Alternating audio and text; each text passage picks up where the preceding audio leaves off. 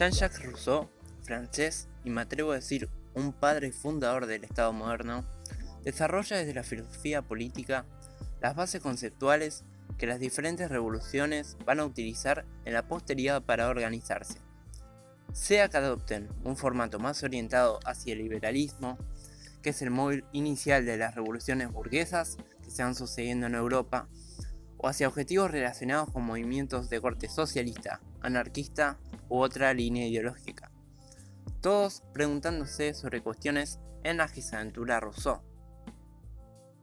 Este escritor va a publicar El Contrato Social en 1762. Recordemos que la Revolución Francesa tuvo lugar 27 años después.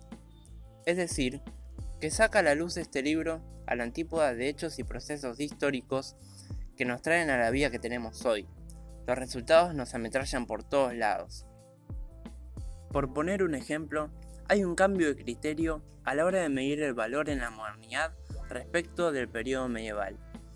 Esta traslación desde el mundo medieval a la modernidad capitalista trae un cambio rotundo. En el tiempo histórico que conocemos como Edad Media, el valor estaba puesto en la cantidad y, posteriormente, hay un redireccionamiento hacia la complejidad y la eficiencia. Un terrateniente en la Edad Media, si pretendía aumentar sus riquezas, lo que hacía era expandir sus tierras, tomar una tierra sin dueños, se la robaba a otro o iba le decía a alguien que se dedique a la agricultura. Mira, te propongo algo, asociémonos. Yo te doy una tierra, vení trabajámela, vos agarrá lo que necesites y yo me quedo con el resto. Te doy un lugar para que te construyas una casa y vivas tranquilo. Nadie te va a sacar porque yo te banco, te voy a proteger para que nadie te robe. Te hablo de un ganar-ganar.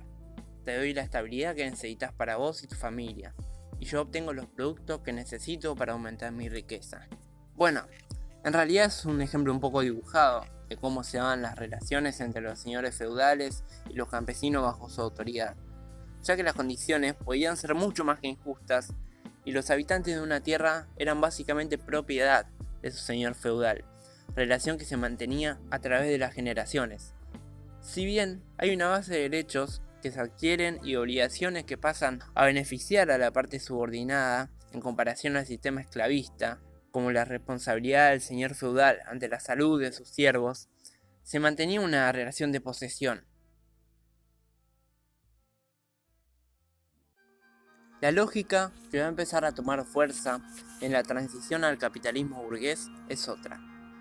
Un terrateniente de mentalidad burguesa no pondría a cultivar sus tierras ni las dedicaría a algún tipo de actividad cuyo factor principal sea la ganancia en cuestión del territorio. El método burgués consiste en la lógica de la efectividad. Por ejemplo, si se trata de alguien que quiere aumentar su producción de telas, lo que hace es, primero, concentrar a los artesanos que tiene a su cargo en un espacio común, la fábrica. Segundo, el capitalista invierte en máquinas que le permitan acelerar el proceso productivo, dando mayores resultados en cuanto al tiempo o cumpliendo más funciones en simultáneo. La fábrica es, en sí, un lugar donde se pueden realizar gran cantidad de tareas diferenciadas de forma efectiva en cuanto a rendimiento. Para ver los resultados de estos procesos podemos, por ejemplo, analizar lo que ha sido el progreso de las nuevas tecnologías, que dominan ambos criterios. Nuestros celulares pueden contar con aplicaciones que cuentan pasos y controlan el ritmo cardíaco. Abarcan una enorme cantidad de funciones posibles.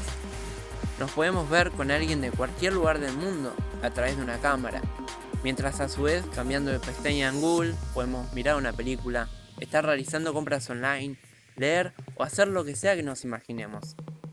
A la hora de elegir tecnología, nos basamos en principios de cantidad y eficiencia. Primero, ¿cuál celular puede hacer más cosas con mayor velocidad y menos complicaciones? Segundo, ¿cuál tiene características más potentes?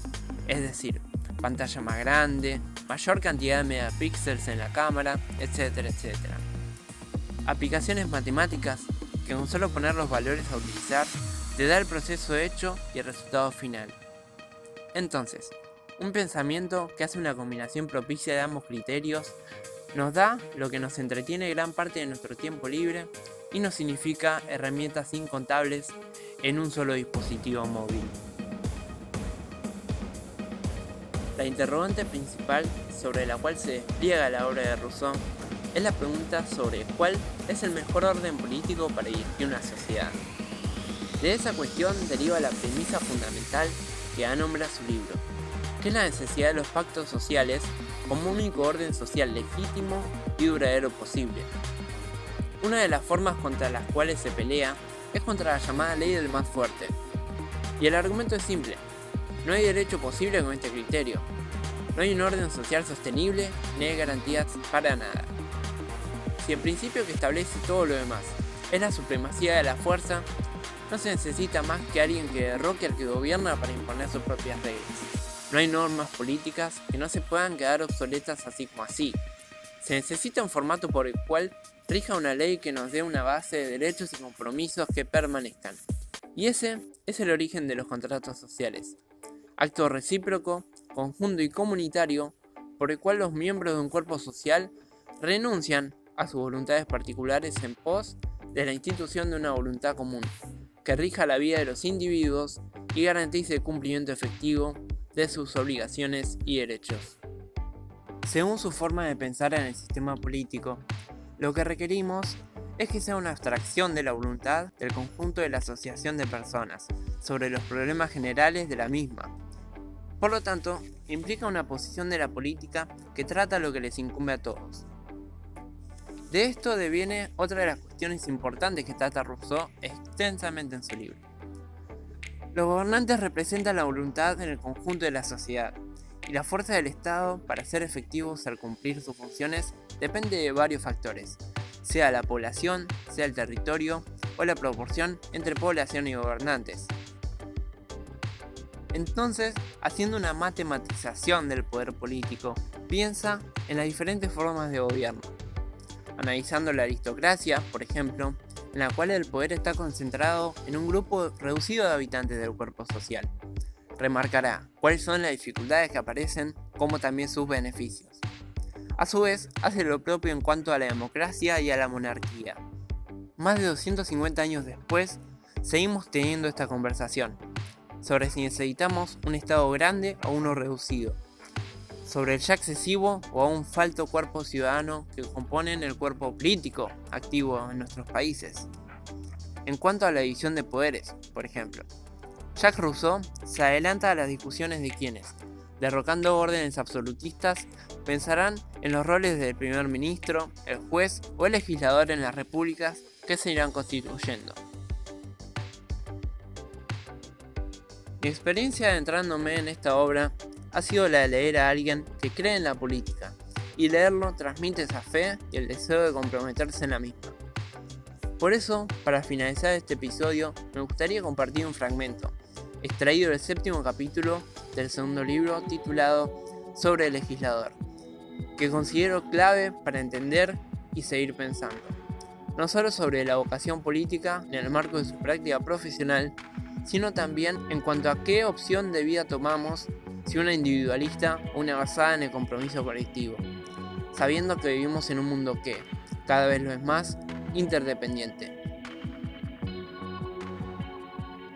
El que se aventura a emprender el cometido de instituir un pueblo debe sentirse en condiciones de transformar, por decirlo de algún modo, la naturaleza humana, de transformar a cada individuo, que por sí mismo es un todo perfecto y solitario, en parte de un todo mayor, del cual recibe de cierta forma vida y ser, de alterar la constitución del hombre para fortalecerla, de sustituir por una existencia parcial y moral la existencia física e independiente que hemos recibido de la naturaleza. Resumiendo, es necesario que despoje al hombre de sus propias fuerzas, dándole otras ajenas de las cuales no puede hacer uso sin el auxilio de todos los demás. Mientras más se destruyan y consuman las fuerzas naturales, mayores y más duraderas serán las adquiridas. De modo que si el ciudadano no es nada, ni puede nada sin el concurso de todos los demás, y si la fuerza adquirida por el todo es igual o superior a la suma de las fuerzas naturales de los individuos, puede afirmarse de la legislación que adquiere el más alto grado de perfección al que puede llegar. El legislador es, bajo todos los conceptos, un hombre extraordinario en el Estado. Si debe serlo por su genio, no lo es menos por su empleo, que no es ni de magistratura ni de soberanía, porque, constituyendo la República, no entra en su constitución. Es una función particular y superior que nada tiene que ver con el imperio humano. ¿Por qué? Si el que ordena y manda a los hombres no puede ejercer dominio sobre las leyes, el que lo tiene sobre ésta no debe hacerlo sobre aquellos. De lo contrario, las leyes, hijas de sus pasiones, no servirán con frecuencia sino para perpetuar sus injusticias, sin que pudiera jamás evitar, al que miras particulares, alterasen la santidad de su obra.